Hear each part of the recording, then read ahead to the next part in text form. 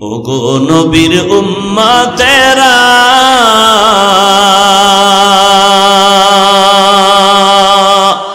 হয়ে আজি দিশাহারা,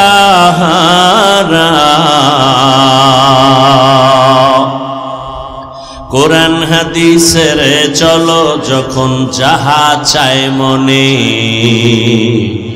নবী বিনে কে দাঁড়াবে পুলসিরাত মিজানে, নবী বিনে কে দাঁড়াবে পুলসিরাত মিজানে।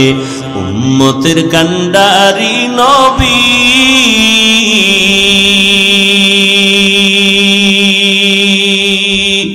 কাঁদছেন উম্মতের লাগি, এখনো কাঁদেন নবীজি শুয়ে মদিনার পানে, নবী বিনে কে দাঁড়াবে পুলসিরাত মিজানে, নবী বিনে কে দাঁড়াবে পুলসিরাত মিজানে। নবী আমার জীবন ভরে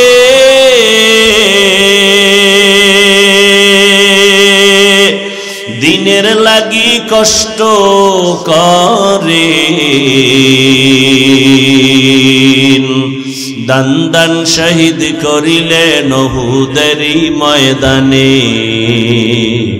নবী বিনে কে দাঁড়াবে পুলসিরাত মিজানে, নবী বিনে কে দাঁড়াবে পুলসিরাত মিজানে। এরে নবীর আশিক রহমতের নবীর হাতে গড়া সাহাবী এতটা দামি হয়ে গেছেন, জিন্দা হালাতে আল্লাহ জান্নাতের টিকিট দিয়েছেন। প্রথম জান্নাতি টিকিট পেয়েছেন যিনি, তার নাম কি? দ্বিতীয় যিনি, তার নাম কি? বেহেশতাজা কে আজারে নবাশত কসে রাবা কসে কারে নবাশো। কে সে আবু বকর?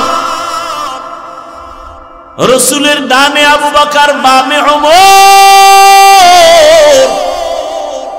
যেই রসুলকে এক নজর তাকায় দেখলেই জাহান্নামের আগুন হারাম, যেই রসুলের ঘাম থেকে মেশকের ঘ্রাণ, যেই রসুল কদম যেখানে দেন ওই জায়গা থেকে দীর্ঘ বছর শুধু মেশকের ঘ্রাণ, এমন একজন রহমতের নবী, ওই নবীর হাতে গড়া সাহাবী আবু বকর, আল্লাহ তাকে এত মর্যাদা দান করেছেন। আল্লাহ তাআলা রহমতের নবী বলেন, সারা দুনিয়ার মুমিনদের আমল, সাহাবায়ে কেরামের আমল এক পালায় যদি দেওয়া হয়, আমার আবু বকরের দুইটা আমলের পাল্লা অন্যদের থেকে ভারী হয়ে যাবে। আতিনা ফি দারে দুনিয়া না হাসান, আতিনা ফি দারে উকবা না হাসান, ইয়া গিয়াসাল মুস্তাগীসিন ইহদিনা লফতিখারা বিল উলুমে ওয়াল গিনা। হর করিদে নেকো তু তৈয়ার है जो न मांगे उससे तू बेजार है। এত দামি আবু বকর, রসুলের একজন সাহাবীকে আমার আল্লাহ একজন রসুলের উম্মতকে আল্লাহ নিজে আলাদা সালাম দিয়েছেন। সেই রসুলের মুহাব্বতের উম্মত যাকে আল্লাহ নিজে আলাদা সালাম পাঠিয়েছেন, ওই ব্যক্তি হলেন আবু বকর সিদ্দিক রাদিয়াল্লাহু আনহু। আল্লাহ স্পেশাল করে আলাদা আবু বকরকে সালাম পাঠিয়েছেন। সুবহানাল্লাহ বলতে কষ্ট হয়। এই আবু বকর এত আল্লাহর নবীর পেয়ারা, আল্লাহর পেয়ারা, রসুলের ইন্তেকালের পরে প্রথম খেলাফতের দায়িত্বে চলে আসলেন আবু বকর সিদ্দিক রাদিয়াল্লাহু আনহু। লাকাদ কানা লাকুম ফি রাসূলিল্লাহি উসওয়াতুন হাসানাহ। আল্লাহ বলেন রসুলের মধ্যে অবশ্যই তোমাদের জন্য রয়েছে উত্তম আদর্শ। রসুল উত্তম আদর্শ নিয়ে আসছেন। সেই উত্তম আদর্শটা কত দামি! বলে যে আদর্শ গ্রহণ করলে সে দুনিয়াতেও বাদশাহ, আখিরাতেও বাদশাহ। এক কথায় রসুলের আদর্শের মতো উত্তম, শ্রেষ্ঠ, পিওর এবং নির্ভেজাল, কল্যাণময় আদর্শ আর জমিনে কারো কাছে নাই। এ আদর্শ যে গ্রহণ করবে সে দুনিয়াতেও শ্রেষ্ঠত্বের মর্যাদা পাবে, আখিরাতেও সে বিনা হিসাবে জান্নাত পাবে।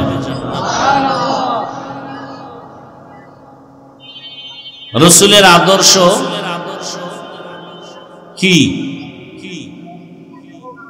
যদি বলেন আপনি রসুলের আদর্শটা কি?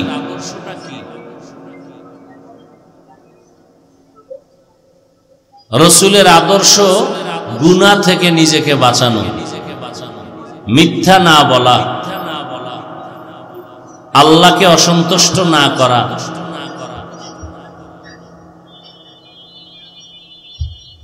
জীবনের প্রত্যেকটা মুহূর্তে, প্রত্যেকটা ক্ষেত্রে রসুলের কথাকে মেনে চলা। রসুলের আদর্শ নাই এমন কোন কাজ পৃথিবীর কোন মানুষের নেই। আপনি ব্যবসা করেন, চাকরি করেন, লেখাপড়া করেন, ঘুমাবেন, খানা খাবেন, কোথাও যাবেন, সফর করবেন, কোন কাজের মধ্যে রসুলের দিক নির্দেশনা নাই, আদর্শ নাই? সবগুলোতে আছে। যে মানবে সে রসুলের পরিপূর্ণ আশিক মুমিন, আর যে মানবে না, বাস্তবায়ন করবে না, সে মৌখিক মুমিন হলেও জাহান্নামের শাস্তি না পাইয়া জান্নাত পাওয়ার কোনো সুযোগ নেই। রসুলের আদর্শ পৃথিবীতে সব আদর্শ থেকে পবিত্র। বলবেন অন্যদের আদর্শ কি অপবিত্র? ওভার 100 সবার আদর্শ অপবিত্র, নাপাক। একমাত্র রসুলের আদর্শই কি? আর কারো আদর্শ পাক? এ কথাটা ভালো করে মনে রাখবেন। পারলে সব জায়গায় যুবকদের বলি 200-300 টাকা ব্যয় করে 2 ফিট 3 ফিটের ব্যানার বানাও। ব্যানারে লেখো পৃথিবীর সকলের আদর্শ নাপাক, একমাত্র রসুলের আদর্শই হলো পাক। ব্যানার টানায় টানায় রাস্তায়, মোড়ে মোড়ে, বাজারে, ঘাটে লাগাও,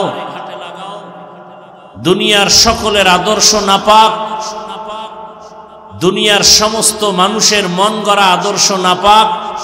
ওই আদর্শ ঘরে আসলে ঘর নাপাক, ওই আদর্শ রাষ্ট্রে চালাইলে রাষ্ট্র নাপাক, ওই আদর্শ রাজনীতি করলে রাজনীতি নাপাক, ওই আদর্শ সমাজে থাকলে সমাজ নাপাক। রসুলের আদর্শ বলেন, রসুলের আদর্শ ব্যক্তি জীবনে আসবে, ব্যক্তি পাক। রসুলের পবিত্র আদর্শ সংসারে চালাবেন, সংসার পাক। রসুলের পবিত্র আদর্শ সমাজে চালু করবেন, সমাজ পাক। রসুলের আদর্শ অর্থনীতির মধ্যে চালু করবেন, অর্থনীতি পবিত্র। রসুলের আদর্শ রাজনীতির মধ্যে ঢুকাবেন, টোটাল রাজনীতি পবিত্র হয়ে যাবে। রসুলের আদর্শের রাজনীতিতে দুর্নীতি নাই, আর রসুলের আদর্শ বাদ দিয়ে কোনো রাজনীতি নাই, সব দুর্নীতি। কথা বুঝে আসছে? রসুলের আদর্শ মানে না, এজন্য গরিবের উপরে জুলুম করে। রসুলের আদর্শ বাদ দিয়া রাজনীতির ফলাফল দুর্নীতি। রসুলের আদর্শ বাদ দিয়া রাজনীতি করে যারা, এরাই মানুষকে হত্যা করে। রসুলের আদর্শকে জবাই করে যারা মন গড়া জীবন চালায়, এরাই গরিবের উপরে জুলুম করে, এরা চান্দাবাজি আর ধান্দাবাজি করে। রসুলের আদর্শে কোনো চান্দাবাজি আর ধান্দাবাজি নেই। রসুলের আদর্শে কাউকে গালি দেওয়ার অনুমতি নেই। রসুলের পবিত্র আদর্শে মিথ্যা কথা বলার অনুমতি নেই। রসুলের পবিত্র আদর্শের মধ্যে কারো উপরে জুলুম করার অনুমতি নেই। রসুলের আদর্শ কি? কর্মচারী কাজ করবে, ঘাম ঝরার আগে বেতন দাও। রসুলের আদর্শ কি? তোমার জবান আর চোখ আর হাতের দ্বারা অন্যকে কষ্ট দেয়া যাবে না। রসুলের আদর্শ পারফেক্ট। এ কারণে আমরা যারা রসুলের আদর্শ এখনো মেনে চলার চেষ্টা করি, তুলনামূলক সবার থেকে আমরা শান্তিতে আছি, আলহামদুলিল্লাহ, অনেক সম্মানে আছি। আমাদের সম্মান টাকা দিয়ে কেনা হয় নাই, আল্লাহ দিছেন। টাকা দিয়ে সম্মান কিনলে প্রথমে ফুলের মালা, ফাইনালে জুতার মালা। আর আল্লাহর দেয়া সম্মান নিয়ে চললে দুনিয়ায় বাদশা, আখিরাতেও বাদশা। আপনারা আল্লাহর কোরআন মানেন কি? এখানে কথা বলা যাবে না, কোনো আওয়াজ দেওয়া যাবে না, একটু সাউন্ড যেন আমার কানে না আসে। আপনারা আল্লাহর কোরআন মানেন, ইসলাম সমর্থন করেন? আমাকে একটু দয়া করে বলবেন, শিক্ষার জন্য বলছি, বুঝার জন্য বলছি, জানানোর জন্য বলছি, আল্লাহর কোরআন কোন দিক থেকে দুর্বল? বুঝা শুনে বললেন।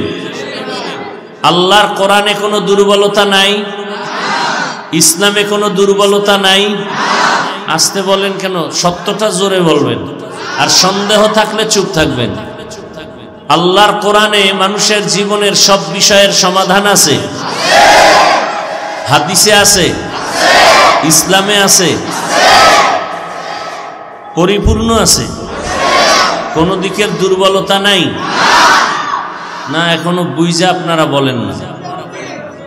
আমার তো জানা মতে, আপনাদের থেকে যতটুকু শুনছি সেই শোনা মতে, কোরআন, ইসলাম, হাদিস সব দিক থেকে পরিপূর্ণ হলেও রাষ্ট্রের ব্যাপারে ইসলাম, হাদিস, কোরআন দুর্বল। কি? তাহলে যারা বলে ইসলামে রাজনীতি নাই, তাদের কথায় বোঝা গেল ইসলাম ও কোরআন, হাদিস সব বিষয়ে সমাধান আছে, রাজনীতির ব্যাপারে কোরআনে কিছু নাই। সেই ক্ষেত্রে অন্যদের থেকে সমাধান নিতে হবে, সুদখোর, ঘুষখোর থেকে সমাধান নিতে হবে। কোরআনে আছে। গোটা রাষ্ট্র, গোটা দুনিয়াকে পরিচালনা করেছেন সুলাইমান নবী, ঘটনা কোরআনে আছে। মিশরের অর্থমন্ত্রীর দায়িত্ব পালন করেছেন ইউসুফ নবী, কোরআনে ঘটনা আছে। গোটা দুনিয়া শাসন করেছেন জুলকারনাইন বাদশাহ, কোরআনে আছে। মদিনার রাষ্ট্র পরিচালনা করেছেন আপনার আমার পেয়ারা নবী, ইসলামে ঘটনা আছে। কেন বলেন রাজনীতি নাই? ইসলামে দুর্নীতি নাই, চান্দাবাজি, ধান্দাবাজি নাই, পেটনীতি নাই, জুলুম নাই। ইসলামই হলো পবিত্র রাজনীতির নাম। আল্লাহ বুঝার তৌফিক দান করেন। কেউ যদি নামাজ না পড়ে তাকে গালি দেওয়া যাবে না, কিন্তু কেউ যদি নামাজের বিরোধিতা করে তাকে ছাড় দেওয়া যাবে না। ব্যবধান আছে না নাই? কেন? কয় যে নামাজ পড়ে না সে মুমিন, যে বিরোধিতা করে সে তাজা বেঈমান। ব্যবধান আছে না নাই? যে দাড়ি রাখে না তাকে গালি দেওয়া যাবে না, কেন? সে মুমিন। যে দাড়ির বিরোধিতা করে তাকে ছাড় দেওয়া যাবে না, কেন? সে বেঈমান। ব্যবধান বুঝছেন? যে পর্দা করে না তাকে গালি দেওয়া যাবে না, কেন? সে মুমিন, তার অন্তরে আগ্রহ আছে, পর্দা করবে। আর একজনে পর্দার বিধানের বিরোধিতা করে তাকে ছাড় দেওয়া যাবে না, কেন? সে বেঈমান। এবার বুঝেননি কিছু? একজনে ইসলামের রাজনীতি করে না তাকে গালি দেওয়া যাবে না, কেন? সে মুমিন, তার অন্তরে আগ্রহ আছে। কিন্তু যে ইসলামী রাজনীতির বিরোধিতা করবে সে বেঈমান, কেন? তার মধ্যে ঈমান নাই, আগ্রহ। তাহলে দোনোজনেই বেনামাজি, একজন মুমিন আর একজন বেঈমান, দোনোজন বেপর্দায় চলে। একজন মুমিন আর একজন, মুমিনকে গালি দেওয়া যাবে না, বেঈমানকে ছাড় দেওয়া যাবে না। সহজ কথা, ভেজাল নেই। যে নামাজ পড়ে না সে মুমিন, যে নামাজের বিরোধিতা করে ব্যবধানটা বুঝছেন তো? বুঝবেন কেমনে? তাকে বলতে হবে, এই নামাজ পড়ো না কেন? কয় নামাজ পড়া দরকার, পারি না, চেষ্টা করি, দোয়া করেন, আরো চেষ্টা করব। বেঈমান না মুমিন? আর একজনে নামাজের কথা জিজ্ঞাসা করেন, ভাই নামাজ পড়ো না কেন? কেন না পড়লে অসুবিধা কি? এরকম আছে না? তাহলে নামাজ না পড়লেও দরদি হলে মুমিন, নামাজ না পড়িয়া বিরোধী হলে, দাড়ি না রাখিয়া দরদি হলে মুমিন, বিরোধী হলে। কথা বুঝতেছেন তো? আল্লাহ বুঝার তৌফিক দান করেন। তাহলে রসুলের আদর্শের মতো পবিত্র আদর্শ আর নাই। রসুলের আদর্শ আমরা মানি, এজন্য আমরা চুপচাপ এখানে বসে গেছি। আমগো ভিতরে কোনো টেনশন নাই, পেরেশানি নাই, প্রশাসন দিয়ে এগুলো নিয়ন্ত্রণ করার কোনো প্রয়োজন নাই। দেখেন অনেকে বিড়ি টানে, অজের প্যান্ডেলে ঢুকার আগে বিড়িটা ফালাই দিচ্ছে। কেন? এখানে র্যাব আছে, ধৈর্য ফালাইলি 13 বছরের জেল। কি এটা কেমনে সম্ভব? কোনো র্যাব আছে এখানে? কোনো পুলিশ আছে? ধরার কোনো ভয় আছে? তো এখানে মাঝখানে আমার সামনে 2-4 জনে টান দিলে নিষেধ করে যে হুজুর বয়ানও শুনি, বিড়িও টানি, কারো সাহসে কুলাবে? আচ্ছা এমপি সাহেব আসবে, কথার কথা একেবারে কোটিপতি, সে চিন্তা করে এলাকার সব আমার ভক্ত, এলাকায় আমি মানুষের গরিবের বন্ধু, এখন আমার পাশে বয়ে যদি মনে মনে গুল্লিপ টানে, বেনসন টানে, আর বয়ানও শুনে, তার এই কলিজায় সাহস হবে? এত পাওয়ার সাহস হবে? কেমন, কে কন্ট্রোল করে এগুলো? কে তার মধ্যে ভয় ঢুকাইলো? কিসের ভয় সে এই বিড়ি এখানে টানে না? টানে ঠিক, এখানে ঢুকার আগে ফালাইয়া দেয়, শুধু ফালাইয়া দেয় না, একটু কুলি কইরা যায়। কি কইরা যায়? কারণ সেও জানে বিড়ির গন্ধে কি মিশকের ঘেরান। এটা রসুলের আদর্শের কারণে সম্ভব, রসুলের আদর্শের কারণে।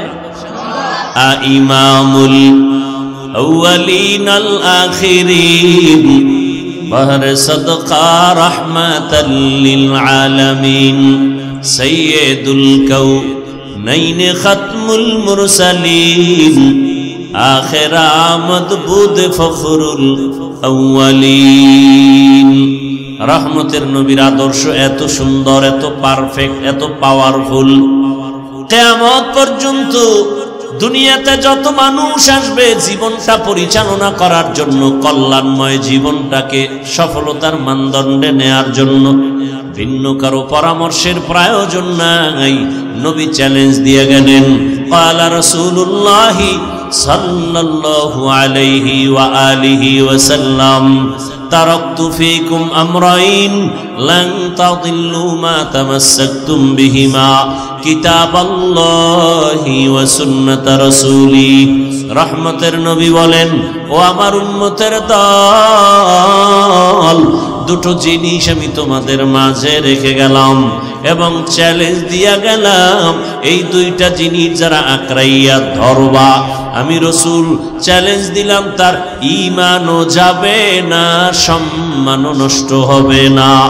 ১৫০০ বছর পরে তাকাইয়া দেখো, আজও পর্যন্ত যার কাছে রহমতের নবীর আদর্শ আছে, আল্লাহর কোরআন আছে, এত বিপদ এত ঝামেলার মধ্যেও এই নবীর আদর্শওয়ালা কোরআনওয়ালারা কোনো অসম্মানে নাই। চেয়ারম্যানের চেয়ার লইয়া টানাটানি গেলনি, গেলে আবার আর পামু হবে, কিন্তু রসুলের আদর্শ আর কোরআন নিয়ে যারা চলে গো, চেয়ারের কোনো মেয়াদ আসেনি। হ্যাঁ, ইমাম সাহেব কোনো চিন্তা নাই, আমি ইমামতি করি, থাকলে থাক, না থাকলে নাই, কিন্তু রিজিকের মালিক আমার আল্লাহ। এই চিন্তা বাদ দিয়া উম্মতের নিয়ে ফিকির করে, সত্য কথা বলতে থাকে, মানুষকে জাহান্নামের আগুন থেকে বাঁচানোর ফিকির নিয়ে 24টা ঘন্টা মেহনত করে, উম্মতের কল্যাণে বিপদ মুহূর্তে ময়দানে ঝাঁপায়া পড়ে। ওলামায়ে কেরাম সামনে না আসলে কোনো কাজের সফলতা আসে না। ইলমে রায়ে জাজু করদান বেহিসাব খলকে রাদাদান জওয়াবে বাসওয়াব হক নাদারত দোস্তে খলকা জারেরা মিস্তে ই খসলত একে দিনদারেরা। রহমতের নবীর আদর্শ, আঙ্গুলের নখগুলো কিভাবে কাটবা কিভাবে রাখবা সেখানেও রহমতের নবীর আদর্শ আছে না নাই?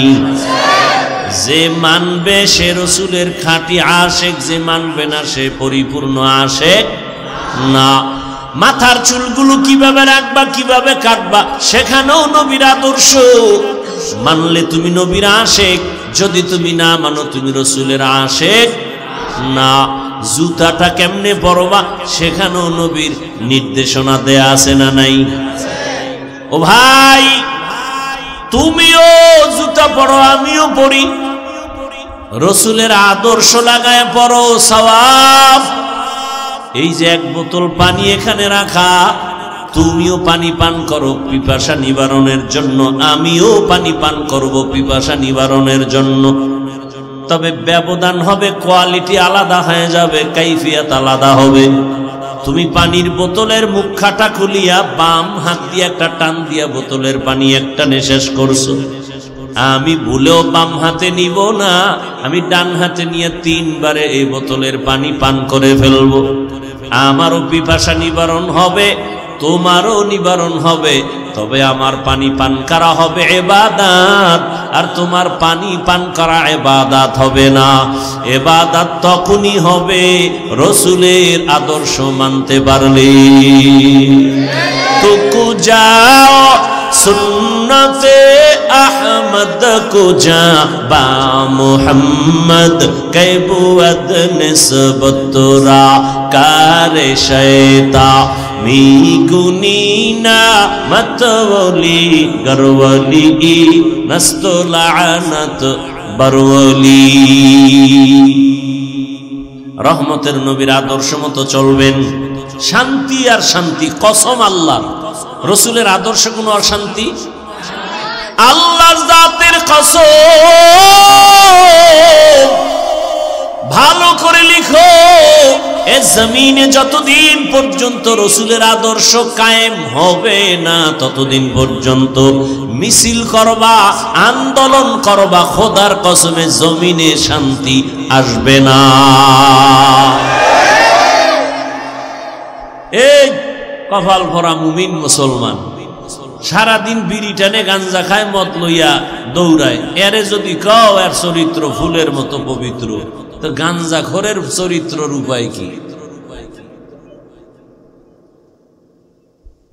নামাজ নাই, রোজা নাই, তেলাওয়াত নাই, প্রস্রাব করে পানি লয় না, শরীর থেকে গন্ধ, পোশাক থেকে গন্ধ, খায় 24 ঘন্টা নাপাক, মদ পান করে চোখগুলো লাল করে ফেলে, চরিত্রহীন লম্পট, নারীর পেছনে দৌড়ায়, গরিবের উপরে জুলুম করে।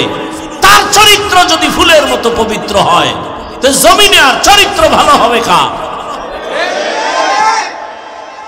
এরে তুমি বানাও যে আমগো এলাকাটার একটু পবিত্র বানায় দেন না। ওই যে উদাহরণ দেই না, যে লঙ্গির ভিতরে গোবর লাগছে, গোবর কি লাগছে? এখন লঙ্গির ভিতরে গোবর লাগার পরে এটা ফাঁক না না পাক? বুঝেন, বাংলা বুঝেননি? লঙ্গিতে কি লাগছে? গোবর। চিনেন তো, আসমান থেকে আইয়ে গোবর লঙ্গিতে লাগার পরে এটা পাক না না পাক? এখন এই নাপাক দূর করতে হলে কি লাগবে বলেন?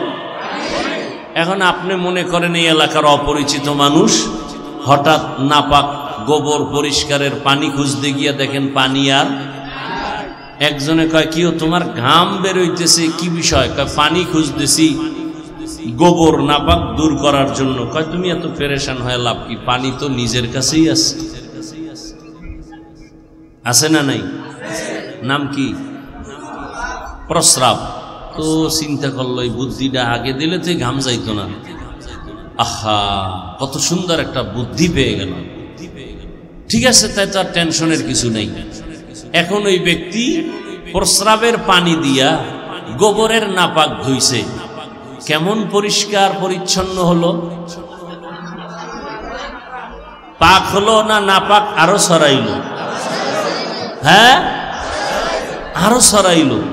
তাহলে গোবরের নাপাক প্রস্রাব দিয়া ধুইলে নাপাক যেমন আরো ছড়ায়, গাঞ্জাখোর, সুদখোর আর মদখোর, নারীবাজি, চরিত্রহীন লম্পটকে সমাজকে পবিত্রতার দায়িত্ব দিলে সমাজ পাক হবে না, আরো নাপাক হয়ে যাবে। এই জন্য আঙ্গুলের টিপটা দেওয়ার আগে এদিকে চাইয়া লইও কই যায়।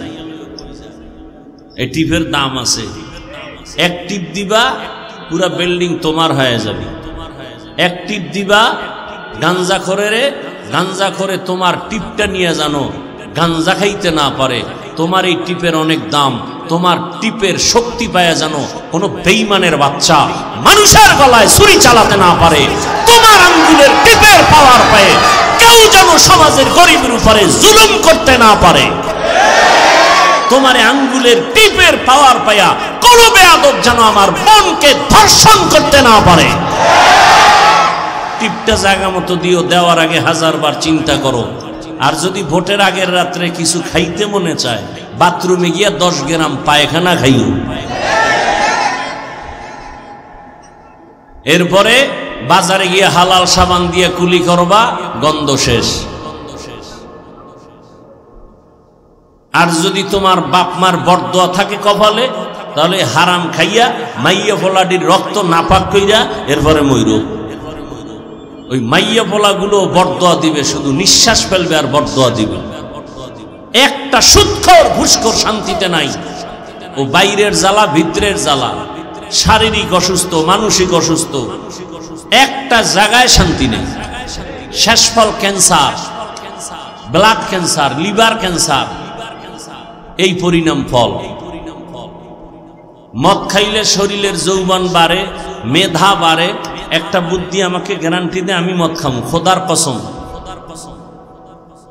বিড়ি টানলে চেহারার নূর বাড়ে, বল আমি বিড়ি টানবো। আল্লাহর জাতের কসম আমি টানবো, দে যুক্তি দাও। তে আকাম কেন করো? আল্লাহ হেদায়াত দান করুন, আল্লাহ হেদায়াত দান করুন। ওয়ামা আরসালনাকা ইল্লা রাহমাতাল লিল আলামিন। রহমতের নবীকে আল্লাহ পাক জমিনের মধ্যে প্রেরণ করেছেন। কেমন রহমতের নবী আমার! এমন এক সময় মক্কা নগরীতে আগমন করেছেন। পুরা মক্কা নগরীর মানুষগুলো ছিল অপবিত্র, নাপাক, চরিত্রহীন, লম্পট। রহমতের নবী আগমনের পর এই মানুষগুলো রসুলের আদর্শ গ্রহণ করার কারণে রব্বুল আলামিন এদেরকে এমন পবিত্র বানায় দিয়েছেন। আল্লাহ পাক জিব্রাইলকে পাঠাইয়া রসুলের দরবারে লিস্টি দিয়ে দিলেন, ও জিব্রাইল যাও রসুলের কাছে লিস্টি পৌঁছাইয়া দাও। এই লিস্টির মাঝে যাদের নাম আছে রসুল ঘোষণা দিয়ে দিবে এরা বিনা হিসাবে জান্নাতি। ইমামুল আউয়ালিন আল আখিরিন বাহরে সাদকা রাহমাতাল লিল আলামিন সাইয়্যিদুল কাউনাইন খাতমুল মুরসালিন আখির আমদ বুদে ফখরুল আউয়ালিন। ওগো নবীর উম্মতেরা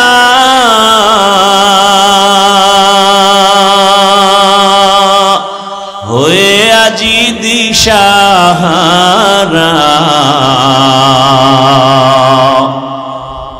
কোরআন হাদিসের চলো যখন যাহা চায় মনে, নবী বিনে কে দাঁড়াবে পুলসিরাত মিজানে, নবী বিনে কে তরফে পুলসিরত মিজানে উম্মতের কান্ডারি নবী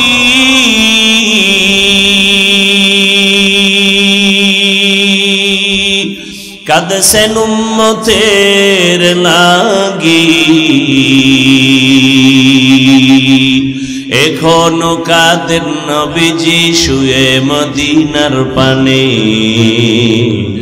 নবী বিনে কে তরফে পুলসিরত মিজানে নবী বিনে কে তরফে পুলসিরত মিজানে নবী আমার জীবন ভরে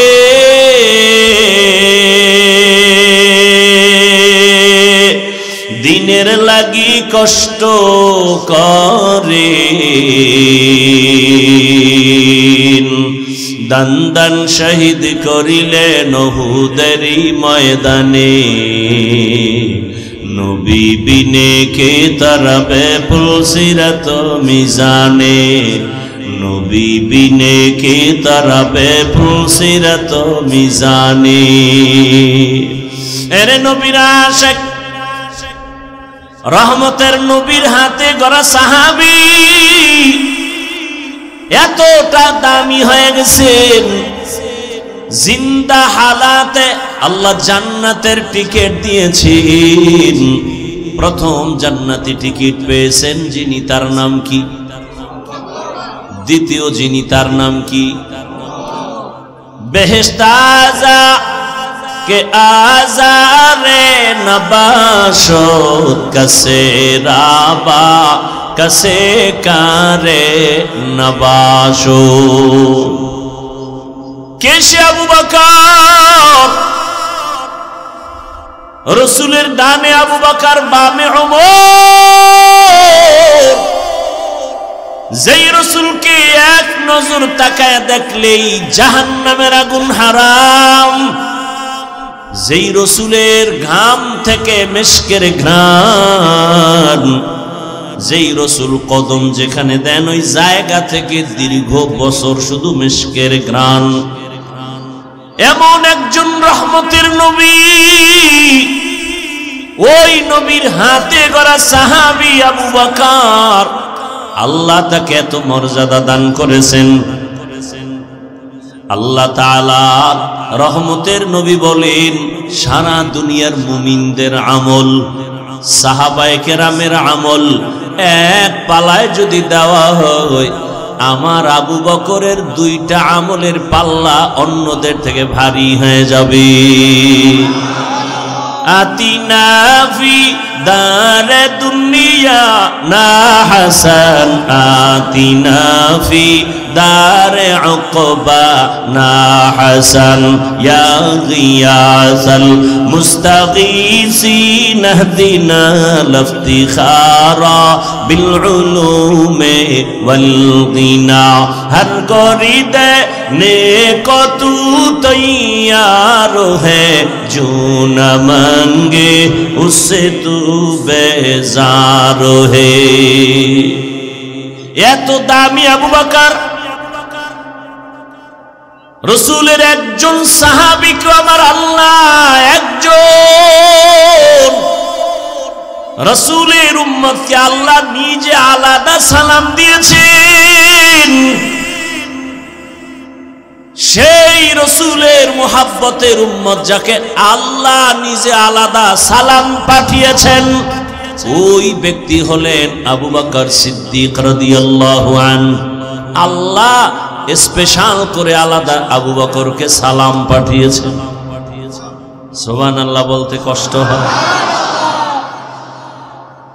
এই আবু বকর এত আল্লাহর নবীর পেয়ারা আল্লাহর পেয়ারা রাসূলের ইন্তেকালের পরে প্রথম খেলাফতের দায়িত্বে চলে আসলেন আবু বকর সিদ্দিক রাদিয়াল্লাহু আনহু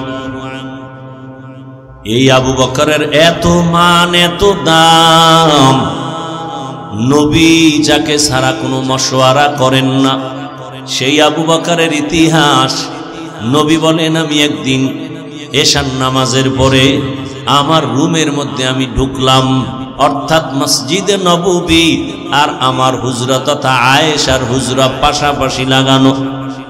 বেশিরভাগ আমি আয়েশার হুজরায় গিয়ে এশার নামাজ পড়ে ঘুমায় যাই। কেন?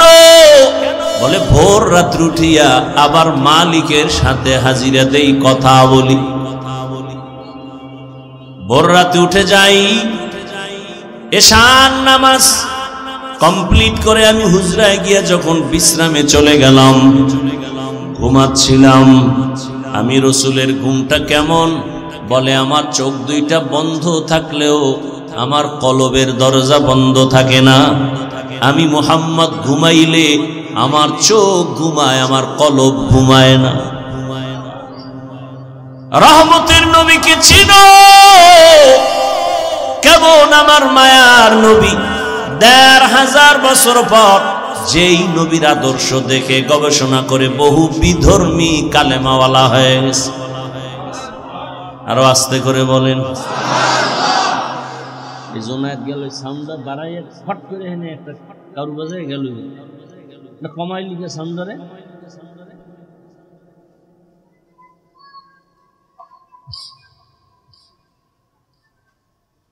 কি কথা বলতেছিলাম?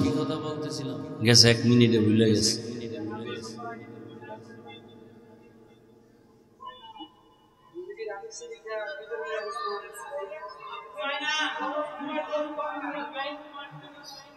রহমতের নবী আমার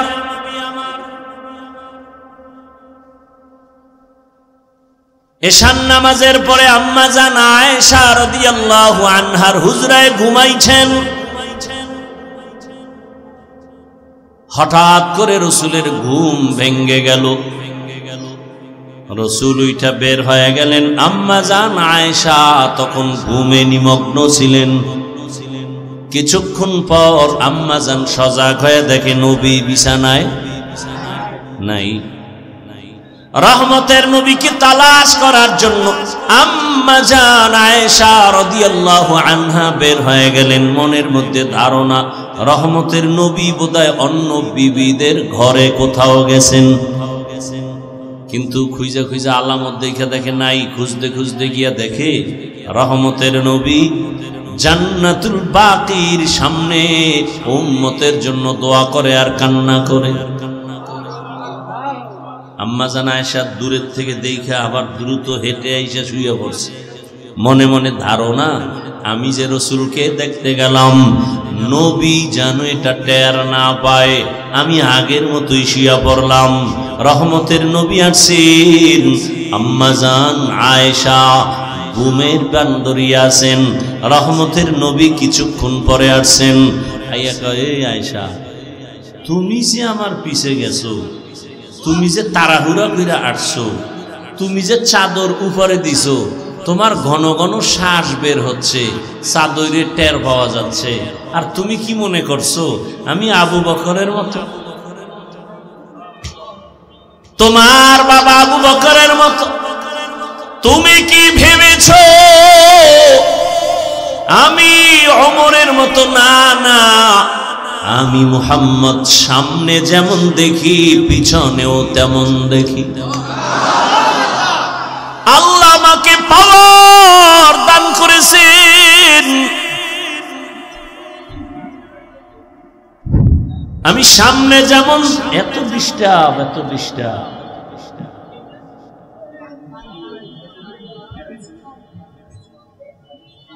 আমি সামনে যেমন দেখি পেছনেও তেমন দেখি। আল্লাহ পাওয়ার আমাকে দান করেছেন। আমি ডানেও যেমন দেখি বামেও তেমন দেখি। আমি আলোর ভেতরে যেমন দেখি অন্ধকারের মধ্যে আমি তেমন দেখি। কে পাওয়ার দামুল আউয়ালিন আল আখিরিন বহরে সাদকা রাহমাতাল লিল। আবার মোরাইতে বইছো। রহমতের নবী বলেন, ও আয়েশা, তুমি আমাকে তোমার বাবা আবু বকরের মতো মনে করিও না রে আয়েশা।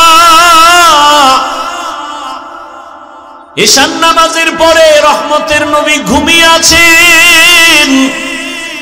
হঠাৎ ঘুমের মাঝে কান্নার আওয়াজ রসুলের কান মোবারকে চলে আসছে। রসুল তো চোখ বন্ধ ঠিকই, তার কলবের দরজা খোলা। যারা কলবই চিনে না এরা এই বয়ান কি বুঝবে? এরা মোবাইল নিয়ে ব্যস্ত, মোবাইল বুঝে, কলব বুঝে না। রহমতের নবী চোখ মোবারক খুললেন, ধ্যান করলেন কান্নার আওয়াজ কোথায়। হঠাৎ খেয়াল করে দেখলেন মসজিদে নববীর ভেতরে রাতের গভীরে কান্নার আওয়াজ আসতেছে। নবী ঘুম থেকে উঠলেন, বের হয়ে গেলেন, মসজিদে নববীর দরওয়াজায় গিয়া দাঁড়াইয়া ভেতরে নজর দিয়েছেন। নবী তাকায় দেখেন একজন ব্যক্তি নামাজে দাঁড়ায়া ফোফায় ফোফায় কান্না করে। কান্নার আওয়াজে রাসূলের ঘুম ভেঙে গেছে। সাহাবী যেমন তেমন সাধারণ ব্যক্তি না। নবী দেখেন আমার সাহাবী জান্নাতের 1 নাম্বার সাহাবী, আমার কলিজার আবু বকর নামাজে দাঁড়ায় দাঁড়ায় কান্না করে। নবী পেছনে দাঁড়ানো, আবু বকর নামাজ শেষ করে দোয়া করে মসজিদ থেকে যখন বের হবেন পেছনে তাকায় দেখে রহমতের নবী দাঁড়িয়ে আছে। পেরেশান হয়ে গেলেন, ইয়া রাসূলুল্লাহ, গভীর রাতে আমি একা একা আমার মালিকের সাথে কথা বলতেছি, আপনি এখানে কেন হাজির? নবী বলেন, আবু বকর, তোমার অজান্তে কান্নার আওয়াজ আমার ঘুম ভেঙে গিয়েছে, বলো নামাজে দাঁড়ায়া এই গভীর রাতে কেন কান্না করেছেন? আবু বকর বলেন, ইয়া রাসূলুল্লাহ, কোরআনের একটা আয়াত পড়তে পড়তে আমার কান্না চলে আসছে।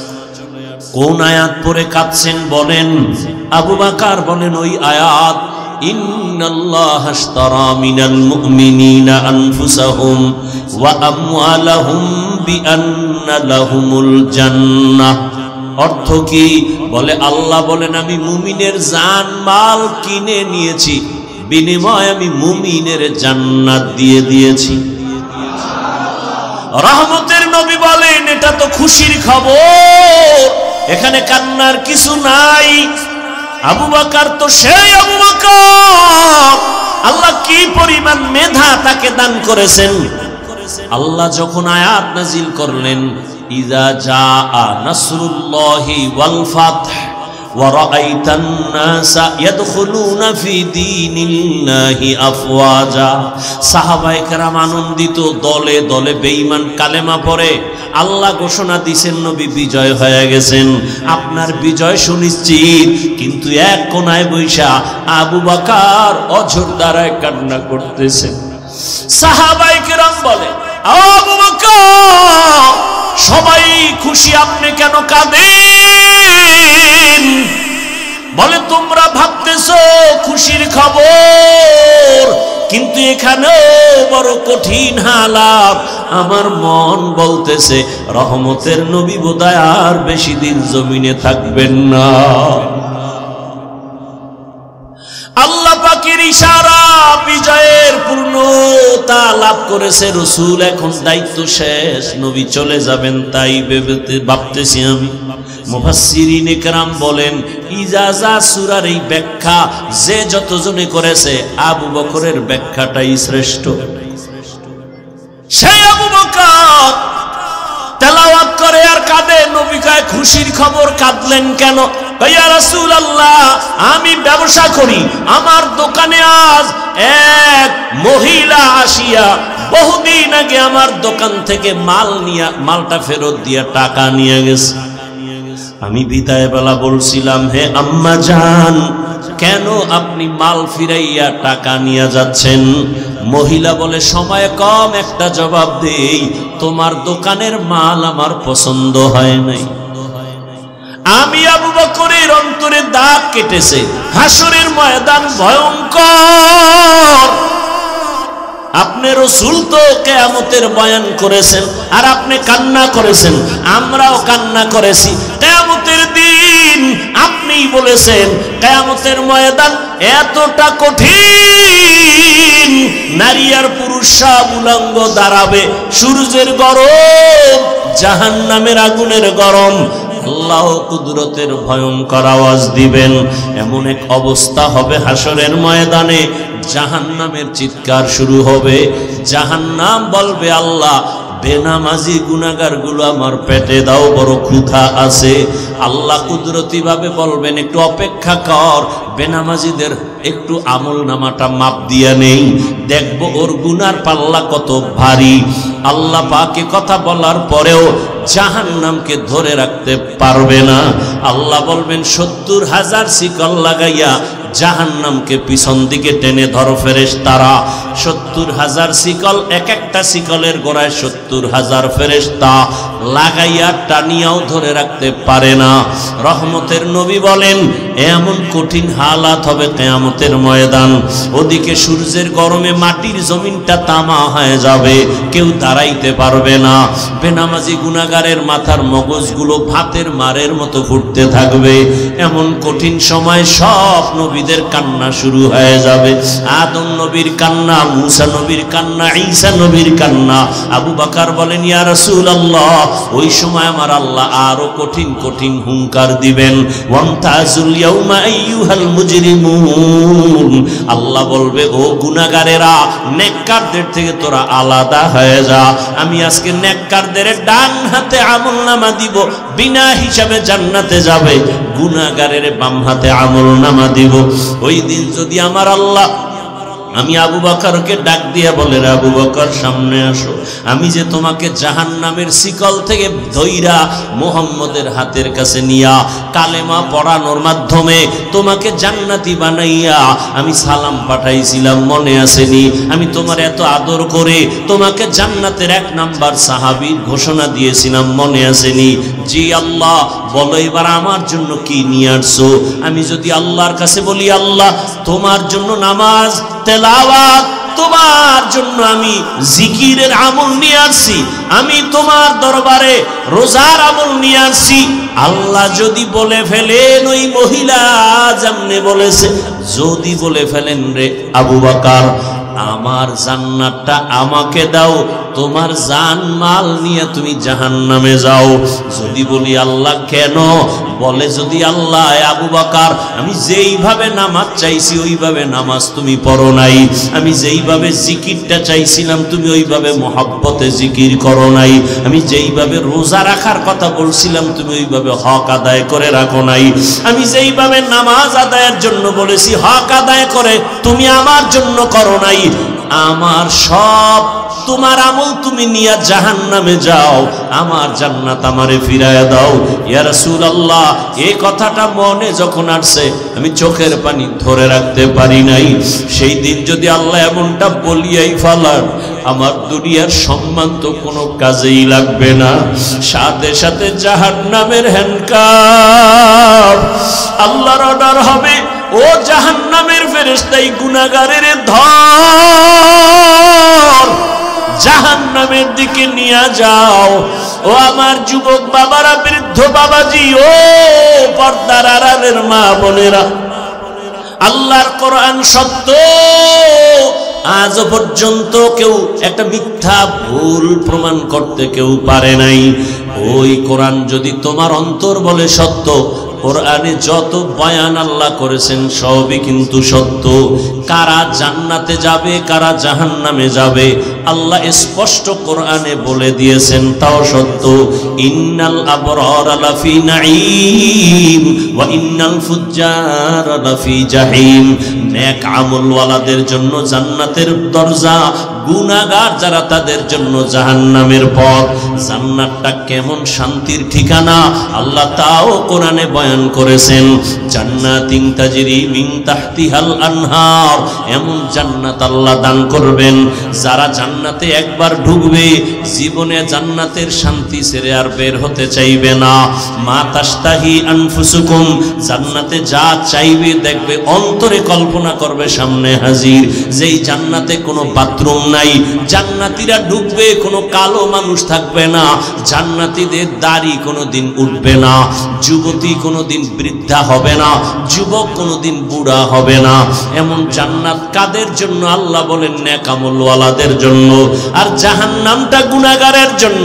কেমন জাহান্নাম তাও আল্লাহ বয়ান করেছেন, ওয়াইলুল লিকুল্লি হুমাযাতিল লুমাযা আল্লাযী জামাআ মালান ওয়া আদ্দাদা ইয়াহসাবু আন্না মালাহু আখলাদা কাল্লা লা ইউনবাযান্না ফিল হুতামা ওয়া মা আদরাকা মাল হুতামা নারুল্লাহিল মুকাদা আল কারিআতু মাল কারিআ ওয়া মা আদরাকা মাল কারিআ আলহাকুমুত তাকাসুরু হাত্তা যুরতুমুল মাকাবির। এগুলো তো ছোট ছোট সূরা। ও যুবক, তুমি ডাউনলোড করে বাংলা কোরআন ডাউনলোড করে তরজমাগুলো পড়ো। আরাআইতাল্লাযী ইউকাযযিবু বিদ্দীন ফাযালিকাল্লাযী ইয়াদউল ইয়াতীম ওয়া লা ইয়াহুদ্দু আলা তাআমিল মিসকিন ফাওয়াইলুল লিল মুসাল্লিন। আরে নামাজ মানুষকে জান্নাত নিয়ে নিবে, আর এই সূরায় আল্লাহ কি বলেন? ফাওয়াইলুন লিল মুসাল্লিন। নামাজি মুসল্লির জন্য ওয়াইল নামক জাহান্নাম। এবার চিন্তা করেন তো, যেই নামাজ মানুষকে গুনাহ থেকে বাঁচাবে, জান্নাতে নিবে বিনা হিসাবে, আল্লাহ আবার এই সূরার মধ্যে বলেন ফাওয়াইলুল লিল মুসাল্লিন। মুসল্লি নামাজের জন্য ওয়াইল নামক ভয়ঙ্কর জাহান্নাম। তাহলে এখন কোন নামাজ পড়েন চিন্তা করতে হবে আপনাকে। আপনি কি জান্নাত পাওয়ার নামাজ পড়েন, নাকি আপনি ফাওয়াইলুল লিল মুসাল্লিন ওই ওয়াইল নামক জাহান্নামের অধিবাসী হওয়ার নামাজ আদায় করেন? আল্লাহ দোনোটা বলে দিয়েছেন। নামাজি জান্নাতে যাবে, কোনো হিসাব নাই, কিন্তু এখানে বলে না ওয়াইল নামক জাহান্নাম ভয়ঙ্কর, ওই নামাজি মুসল্লিরা ওয়াইল নামক জাহান্নামে যাবে। তাহলে কোন নামাজ আপনি আদায় করেন এখনো চিন্তা করেন। যারা নামাজ পড়েই না তাদের চিন্তা তো ভিন্ন, কিন্তু যারা নামাজ আমরা পড়ি একটু চিন্তা করেন কোন নামাজ আদায় করেন। এরে আল্লাহর বান্দা, নামাজ পড়েন, নামাজের ভেতরে রূহ নাই, ইখলাস নাই, তাকওয়া নাই, নামাজের মধ্যে কোনো চোখে পানি নাই, আজমত নাই। সমাজের মানুষ কি বলবে? মাঝে মাঝেই লজ্জায় পড়ে নামাজে যায়। নির্বাচনে একটা ভোট পাওয়ার আশা পাইয়া মুসল্লিদের মন পাওয়ার জন্য টুপি দেয়, নামাজে যায় নাই? এই এগো আল্লাহ কইছে ফাওয়াইলুল লিল, এরা ওয়াইল নামক জাহান্নামে যাবে। এরে আল্লাহর বান্দারা, যুবকেরা, আমি তোমাকে পাক্কা পাগড়িওয়ালা হুজুর হতে বলি নাই। তোমার মতো যুবক স্কুলে পড়ে, কলেজে পড়ে, চাকরি করে, ব্যবসা করে, নদীর মধ্যে মাছ ধরে, এরকম বহু হাজারো লাখো যুবক আছে নামাজ ছাড়ে না, নাই? বলো তোমার কপালে কার অভিশাপ? তুমি কেন নামাজ আদায় করো না? তোমার মতো যুবক রাস্তায় গাড়ি চালায়, নামাজ বাদ দেয় না, বলো তুমি কেন পারো না? ও ব্যবসায়ী ভাই, আপনার মতো কত ব্যবসায়ী আজান হলে দোকান বন্ধ করে নামাজে যায়।